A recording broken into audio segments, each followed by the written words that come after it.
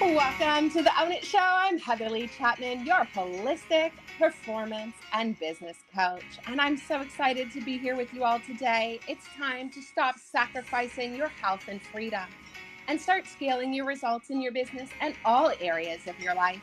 Here at Own It Empire, we help entrepreneurs become high performers and increase their awareness so they can increase their impact and create profitable business online so that you can truly own it. Welcome back to the Own It Show. I'm Heather Lee Chapman, your holistic transformation coach and host. And today we're talking all about how to own your gut health for optimal health with special guest Kira Whitham. So Kira is helping women eliminate chronic gut issues through functional nutrition and hypnotherapy. So excited to have you on the show today, Kira. Please tell us more about you. Well, thank you. Thank you for having me. Yeah, I'll start with the simple area and just say I am a traditional naturopathic doctor. I'm a functional medicine trained nutritionist and more recently a trained hypnotherapist. And so my primary focus is helping women with chronic gut issues, which is a lot of women. Yeah, and I'm really excited to talk about that today because that was me. And that is one of the main reasons I went to nutrition school because I went to see my doctor and I was like, I think I'm dying. They tested me for cancer. They did all the things. And really, I just had a super unhealthy gut from a university diet and copious amounts of coffee. And actually had struggled since birth. And so he said, well, you're the healthiest person I'm going to see all day. What do you want me to do for you? And I was like, well, I guess nothing. And so I went and saw a naturopath. And she actually drew out my gut and my gut health and explained leaky gut and dysbiosis to me. And after that, I was like, all right, that's my next step. So I went to nutrition school to heal myself and also to serve my clients.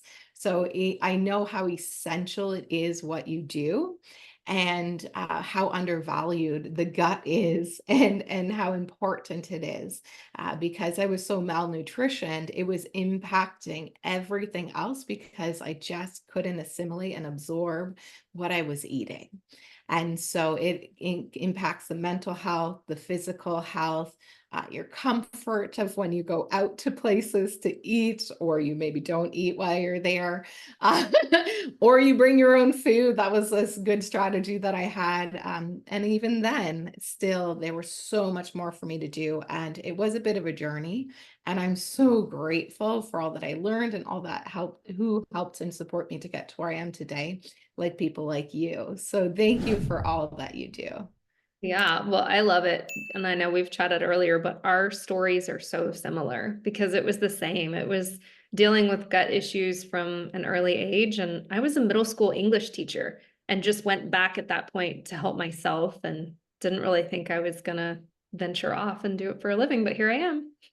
Well, amazing. Well, tell us about that entrepreneur journey and how it's been. Oh my goodness. I mean, it really did start out as me never considering entrepreneurship. I mean, truly, university initially, I had a degree in nutrition, a degree in secondary education. I was teaching full time. And so when my health issues kind of came to a head, similar story, I said, I'm just going to try to help myself because no one ever spoke to me about nutrition. As funny as that sounds, they don't teach it in school. And so once I finished my degree, I said, I think I want to do this for a living, but I have no idea where to start, like no clue. And so I started approaching local doctors and doing contract work. And that was kind of me tiptoeing into it. And I actually contracted with a functional medicine doctor for 7.5 years. And recently we parted ways and I'm finally completely on my own. But it has definitely been quite a journey because there's so much to learn. Everything's always changing and you're always learning. Yes, and there's us and our gifts and what we do and our surfing, which we got like nailed that. And there are so many other hats to wear as an entrepreneur that go along with owning your own business. And it really is a big mindset game. We win or lose in that mind first. So I always encourage everyone to have a solution-oriented mindset, which means no matter what happens, every problem presents itself an opportunity for you to learn and grow and focus on creating that outcome. So we turn that problem into a question. So if it's like, how do I increase, or I want to increase sales, and the question is, how do I increase sales? And then you can generate ideas. And so that entrepreneur journey is a journey. And that's why I ask people to share about that story, because we want to inspire those entrepreneurs or people who are sitting in the audience who are thinking about being business owners to not only get on the journey, to stay on it, and then to be able to thrive. So what's your number one tip that you've gained on the entrepreneur journey so far? You know, it's funny, you just touched on it. It's mindset. And I mean, I have worked with so many different business mentors over the years, and I've learned so much. But the one biggest takeaway from me was learning to trust myself. And I didn't. I was putting all of my eggs in one basket. I'd work with this one coach or mentor who would say, this is your niche, this is what you do, high ticket. And a lot of times it didn't align with me. So I wasn't getting anywhere because I'm promoting something that I don't even like.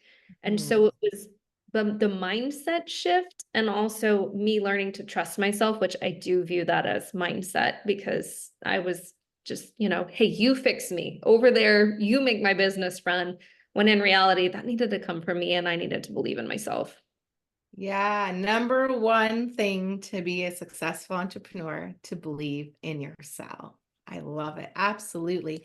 And to trust in yourself and build a business that's in alignment with you, your mission, your values of how you want your business to operate, so you can build that dream business around that dream life and not the other way around. Yeah, I was definitely building a business for someone else's dream life, not for my own. Yes, and that too. And I found one of the reasons I started my online business was because I'd been in business for 10 years, and every single person was like, oh, you just do this one thing, or you just build this lead funnel. And I was like, there is six major key components of business, and you actually have to cover them all. Otherwise, it doesn't work. And so treating the business as a whole is essential, and making sure it's in alignment with you. And that often means also pivoting along that journey, because as we grow and change and evolve, then what we want our business to look like needs to grow and change and evolve. And during that period, which we just went through last year, requires absolute mindset and resilience to be able to slow down to speed up, and absolutely pivot to be in alignment and realign, so that your business is fulfilling, so that when you wake up in the day, you're excited to come and get stuff done, and instead of doing it begrudgingly. And so building that aligned business and believing in yourself is absolutely essential to that success of the entrepreneur journey. Yeah, I'm a Love testament it. to that. Yeah, good for our mental health, right? Yeah, yeah. Which also impacts our gut, because stress impacts the gut. So you've got four incredible tips for us today. So dive into tip number one. Tell us, what do you want to share? Okay, so first I want to say a lot of times people correlate gut issues with digestive issues. And sometimes that's the case, right? We hear gut health and it's like, okay, I use the restroom every day. I don't bloat like crazy after every meal, so my gut must be amazing. But I think it's important to know that gut issues present very differently than digestive issues. So sometimes we'll get those classic digestive symptoms. Sometimes we're going to get hormone imbalance, mood swings, poor sleep, skin rashes. So I want to bring that up because a lot of times people hear gut health and think, I'm off the hook, mine's amazing. I And had that's not. all of the above. Yeah, What you're saying same. before. Yeah. Both sides of that table. And yes, absolutely. It might not present like gas and bloating. There's many other symptoms. And for Yeah, me, it was that malnutrition, the hair loss, the skin, the nails, the rashes, the inflammation in the body entirely. And mood, like, really, really impacted my mental health more than anything. And that's why I went to see a naturopath, because I was like, there has to be another way than an antidepressant. yeah. And there Yeah. was. And there Well, was, and yeah, maca root for the hormones was one of the first things I started with, and then so many other things. But yeah. yes, they are quite different. And just being able, and if you don't know, then you have Kira to go and ask. Well, and I bring that up too because sometimes people think, oh, this episode isn't going to be relevant for me, but it is. These 4 tips are applicable to everybody, so I want to make that known. So my first tip is what's called eating hygiene. So a lot of times we're paying attention to what we're eating, what we're putting in our body, which of course that's important, but sometimes how we eat is as important as what we're eating. So for instance, out there in the wild, you're running from a lion. That animal that's running from a lion, I'll use a gazelle, is not stopping to graze, right? It's just trying to get away.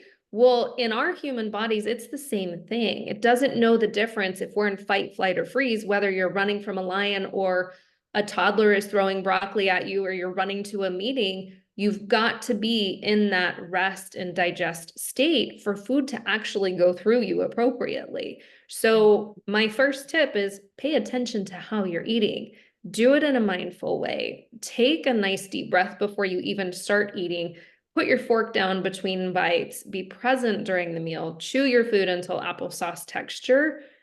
All of those go into it because, as you mentioned, the assimilation of nutrients, that's not going to happen correctly if you're just inhaling your meals, running to a meeting, and chugging some liquid on the way. And I learned that in Ayurveda class in nutrition school. And when he brought it up, I was like, oh, so you mean eating my meals on the 401 between clients is not sufficient? So that apple that I'm eating is just going in and causing more stress in my body and the hard-boiled eggs, like I would have food that I could eat while driving. And when I changed that, that actually changed a lot of things. So do not undervalue that tip. And I think especially with Netflix and everything, people are doing multiple things and they're not mindfully eating. And so I would like to say how important that tip is. And it made a big difference for me too. Same. And I'm always amazed at clients that say, like, if they've got indigestion, reflux, sometimes that goes away. Like, it's not always that simple, but a lot of times it is. Same thing with the bloating. It's amazing how many people are just chugging liquids too with meals, thinking, well, I need to do that to wash the food down. I'm like, well, if you're chewing thoroughly, you don't need to wash anything down. It's just going to go down automatically. Yeah, and let's talk about that for a second. So, what do you think about drinking with meals? Does that dilute our digestive enzymes in our stomach and actually negatively impact the digestion? Yeah. So I tell my clients beverages are away from meals. Like right now, you're watching this or listening in, good time to be drinking. 30 minutes away from meals is typically what I advise. I mean, if someone's taking a couple supplements, you need a few sips, that's totally appropriate, but actually drinking something should be away because yeah, we need those digestive secretions to be nice and strong. And then we can get into the nitpicky things, but if you are going to drink something, making sure it's not ice cold, because that really is going to halt some of those secretions. Amazing. Thank you for that. Even bonus tips on making sure that it's not ice cold water. I love that. I love it. All right, let's dive into tip number 2, which I'm most excited about. That's so funny. So we've got something called the vagus nerve, which is our gut-brain highway. It's just constantly communicating between the digestive system and the brain. And a lot of times we're not paying attention to that and it can misfire. It's not working for us. So serotonin production, dopamine, things like that are going to be impaired. We can have delayed gastric emptying. There's a whole host of issues that can come if our vagal tone is low. This is just a fun one for me because it's such an easy thing. I just tell people we can activate it with things like meditation and breathing, but I love gargling and humming as a very simple way to do that. And it's also helpful if you've got kiddos that deal with digestive issues like constipation. It's fun for them. Like they think it's a lot of fun to sit and hum or to gargle. That's such an easy tip, but such a powerful one. I love it. And that vagus nerve is so important also for mental health, for energy. There's so many things that go into the vagus nerve theory. And I do love the humming. My mom uses it with my grandmother to help her relax and get present as well. She's 92 and sometimes gets anxious. So just even to help us center ourselves, it's such a great technique. It is. And honestly, I tell people if you're driving to work and you're dealing with traffic or driving somewhere else and dealing with traffic, that's a great time to do it. I mean, if there's other people in the car, fine, do it together. But if you're alone, that's the time because it's also calming the nervous system down. I love it. I love it. And who doesn't want to be more calm and assimilate their food better and have better digestion? Right? Everybody? Everyone, I hope. All right, let's dive into tip number 3 and talking about that impact of stress. This is my favorite one. It's everyone else's least favorite one because we are a stress society, right? We're a society that almost values hustle and Mhm. grind. We don't know how to slow down. Women, especially, I'm going to say a lot of times, I don't know why this is ingrained in us. I'm sure there's some studies, but slowing down feels like laziness. We got to keep going. We can't stop. If we've got kids, it's, well, I've got to tend to the kids. I've got to work on dinner. I've got to do this. There's laundry. And so self-care is viewed as just, like I said, being lazy. That stress piece is huge because it's going to tie back in with the vagus nerve. Stress itself is going to ripple into all different areas of the body. It's going to slow those digestive secretions. Now we're not getting as much stomach acid. Now we're not breaking down protein. Now those neurotransmitters aren't firing. Now we're impacting hormones. I mean, it really is a domino effect. And it's such a huge one. And if we go back to running from a lion or being in fight, flight, or freeze, it's the same thing. If you're not dealing with stress appropriately and not tackling it on a daily basis, you're always in that fight, flight, or freeze. So nothing is ever going to be broken down appropriately. And then we're also opening ourselves up for a feeding frenzy. So all those pathogenic, not so ideal bacterial levels are just going to start to flourish and we're going to lose the good guys. So, I mean, we could do a whole episode on this one, but there's so many different things to do. We can't avoid stress. I don't have a magic wand. I don't know if you do. Um, it's gonna be there, but we've got to figure out how to manage it, right? We're gonna have seasons of life that are even more stressful than not, but you can still change how you perceive the stress. And I think that's the biggest piece. If you're constantly running around like a chicken with your head cut off and saying, oh my gosh, things are never going to get better, this is so crazy, it's not going to get better and it is going to remain crazy. So telling yourself, this is a season, I will get through this. And then what are the tools in my tool belt? And that's, I think, where things can really open up because people don't have those tools. They have no idea how to cope with stress outside of like scrolling social media or watching Netflix. Yeah. So my suggestions are to have several things that you're drawing from every single day.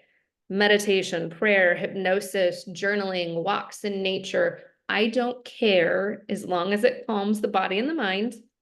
And then when you are stressed and you physically feel it in your body, that's when you're doubling up on those tools. Absolutely. And breath work is one of my favorites. And I forget, it's one of the main health experts. I think it was the owner. He owns 10X Health. I can't think of his name right now. And he was saying cold plunging. He's like, have you ever met someone who comes out of a cold plunge angry? He's like, never. They're like, all their happy hormones have been elevated. And so I started cold plunging years ago and more regularly in the lake here in Ontario in Canada because it's cold. And what a game changer for my nervous system. I actually had to start to choose when to do it because I would be so relaxed after that I wouldn't want to work. I would just want to like be in a meditative state all day long.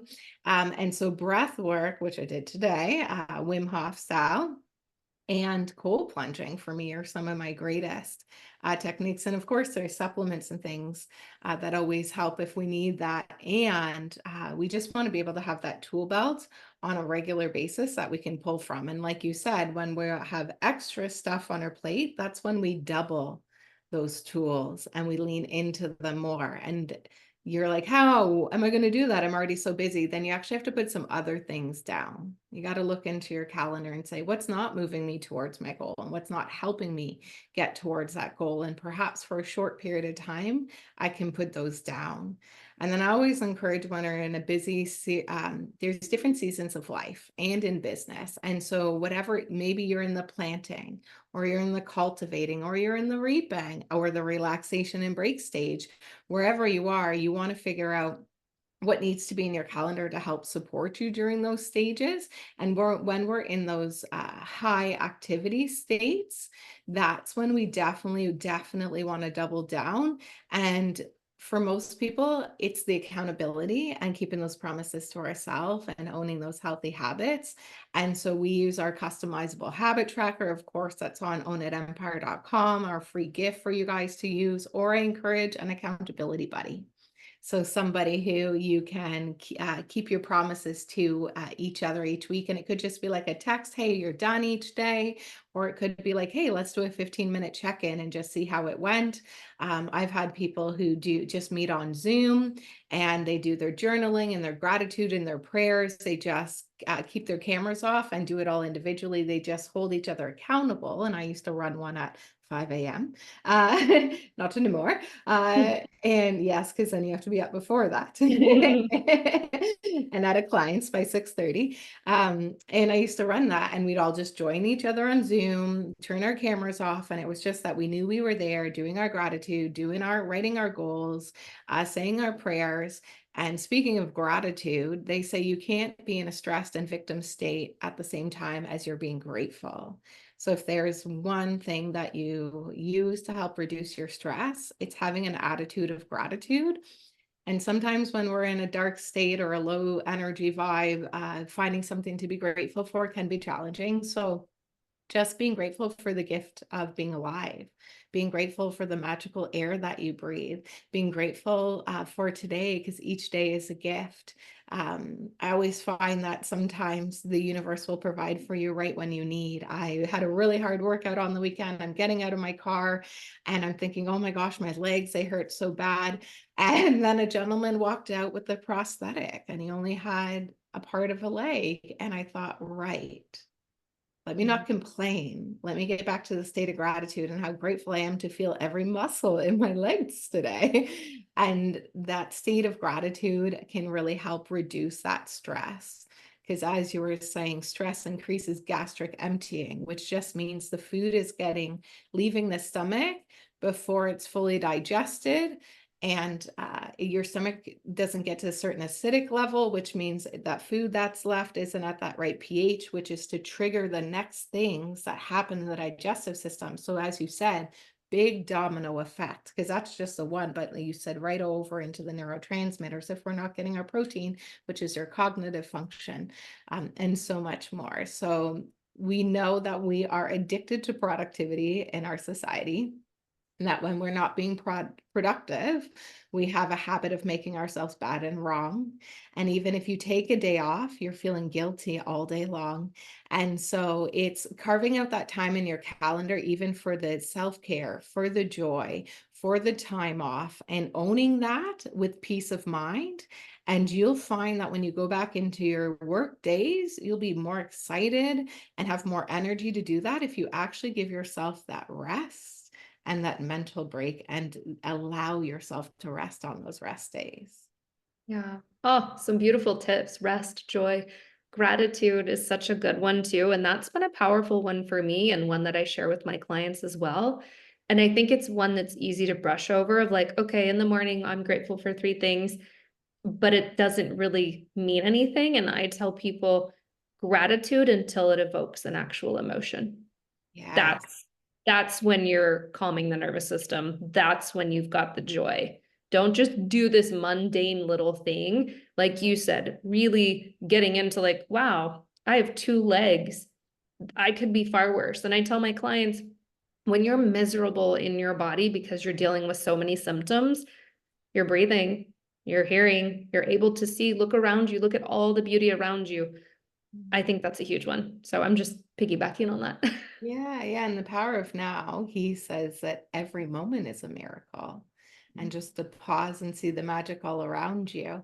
And as you said, instead of doing it like begrudgingly because you're supposed to be, right? You always want to put the why. So I'm grateful for my legs because, and the because and what follows the why is the emotion. And the emotion is the language of our unconscious mind.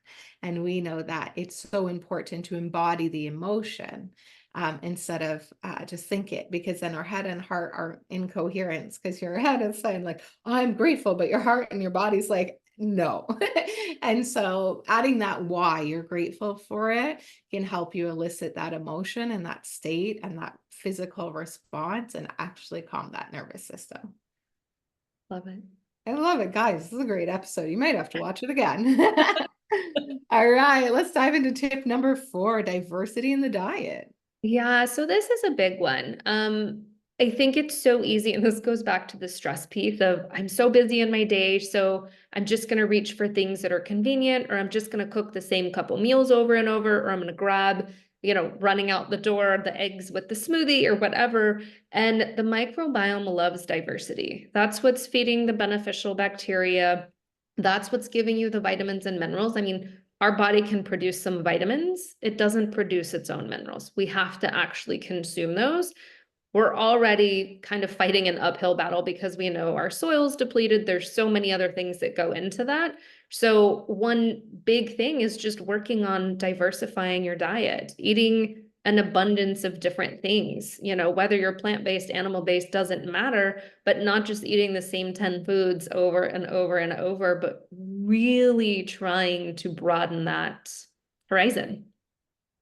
Yeah, and you say the soils are depleted, and that's because of the wrong use of farming. They're strip farming, and I know here in Ontario there's some great farms that rotate their crops, and in between seasons plant things like radishes that they let decompose and refertilize the soil. And then I know that just in the next city here, there's a big farm and they grow the exact same thing in the exact same soil over and over again, and it's becoming depleted.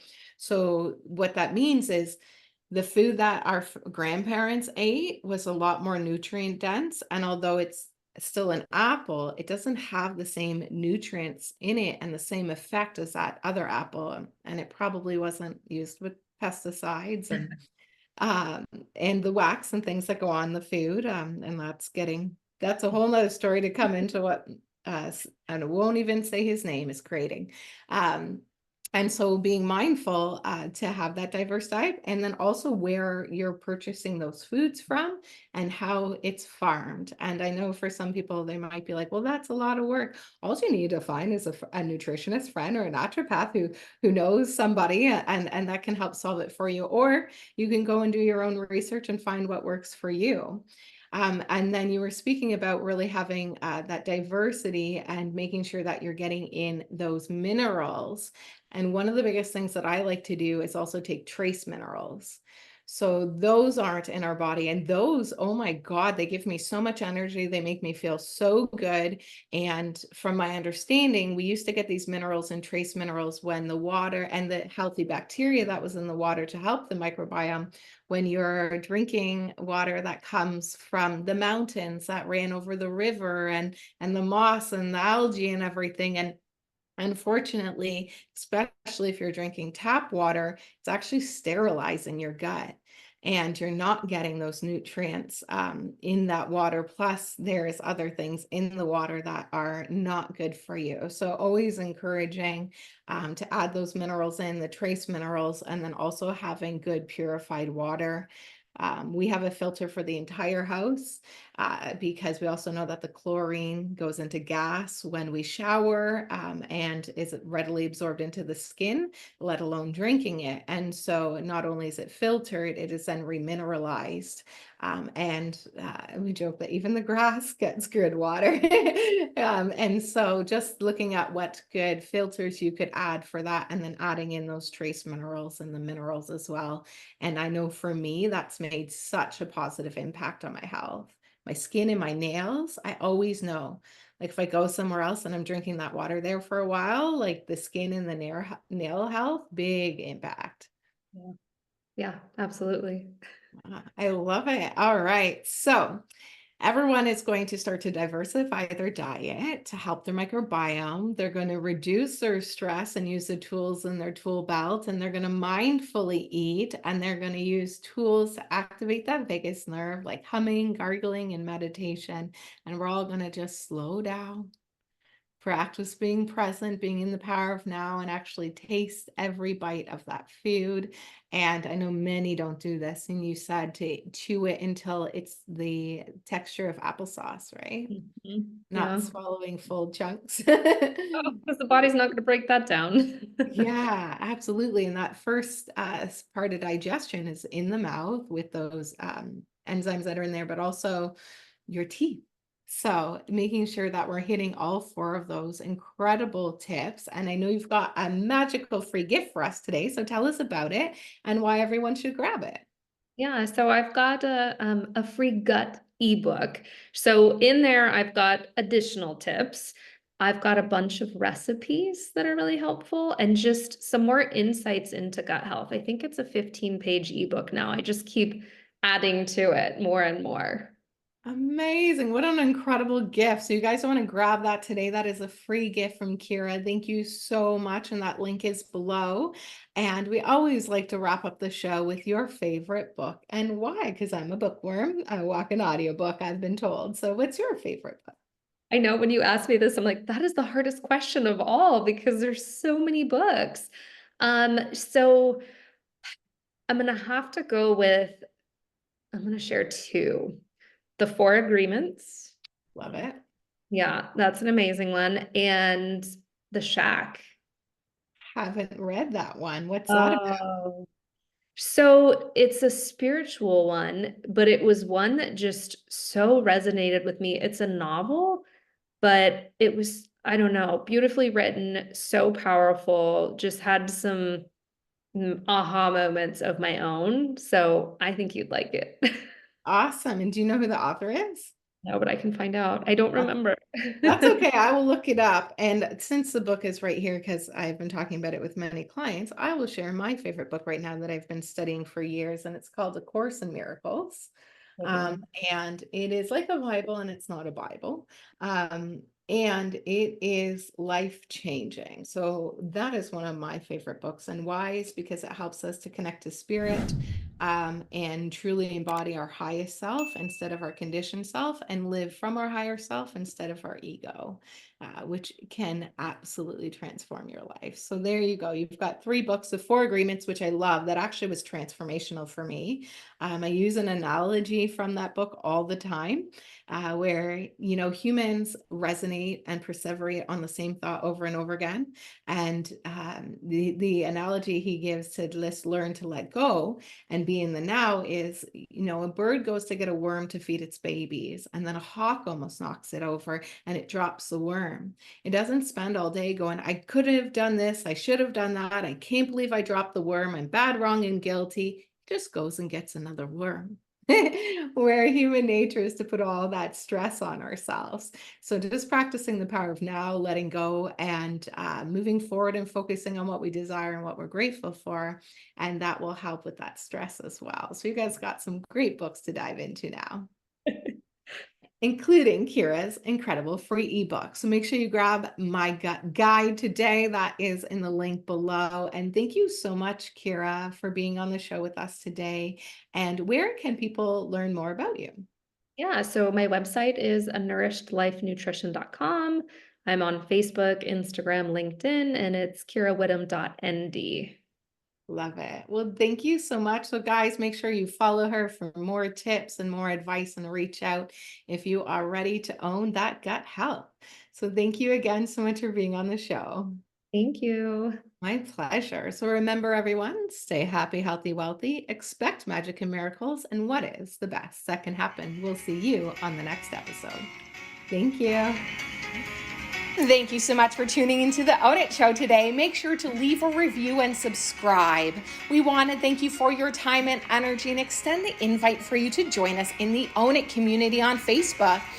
an incubator for conscious entrepreneurs so that they can step into their greatness. We have tons of free trainings and resources for you, as well as a great opportunity to network with people leaving a positive impact on this world. Make sure to come back for next week's show. Have an incredible day. Remember, expect magic and miracles. Stay happy, healthy, and wealthy.